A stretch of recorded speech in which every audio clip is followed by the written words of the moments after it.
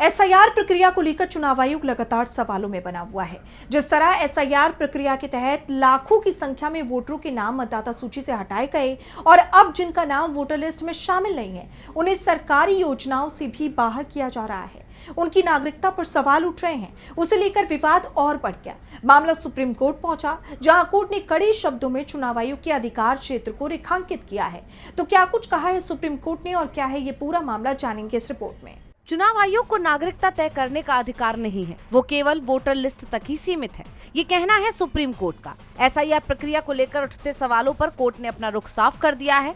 चुनाव आयोग की स्पेशल इंटेंसिव रिवीजन यानी एसआईआर प्रक्रिया तो शुरुआत से ही विवादित रही है। इसे लेकर चुनाव आयोग कई सवालों से घिरा हुआ है। उसके अधिकार क्षेत्र को लेकर बहस छिड़ी हुई है कि क्या वो लोगों की नागरिकता तय कर सकता है, क्योंकि इस प्रक्रिया के तहत लोगों से उनकी नागरिकता के सबूत मांगे जा रहे थे। पश्चिम बंगाल जैसे राज्यों में तो जिन लोगों का नाम वोटर लिस्ट से बाहर हो गया, उन्हें सरकारी योजनाओं के लाभ से भी बाहर कर दिया गया।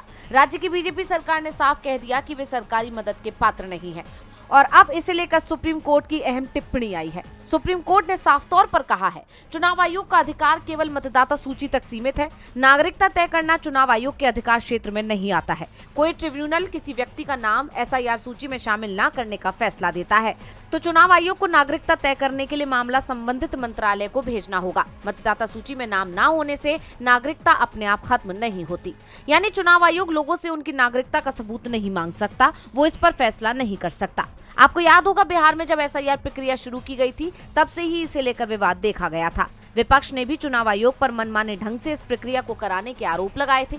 सुप्रीम कोर्ट पश्चिम बंगाल एसआईआर से जुड़ी जानकारी मांगने वाली जनहित याचिका पर सुनवाई कर रहा था। इस दौरान CJI Suryakant, justice Joy Mallya Bagchi और जस्टिस बी मोहना की बेंच ने ये टिप्पणी की। साथ ही उन्होंने इस याचिका पर भी सुनवाई करने पर सहमति जताई है, जिसमें आरोप लगाया गया है कि मतदाता सूची से नाम हटाए गए लोगों को पीडीएस, अन्नपूर्णा योजना और अन्य सरकारी योजनाओं के लाभ से वंचित किया जा रहा है। यानी आने वाले वक्त में सुप्रीम कोर्ट में बीजेपी सरकार के इस फैसले पर भी बहस होगी। मामले की अगली सुनवाई 25 अगस्त को होगी। डीवी लाइव की रिपोर्ट।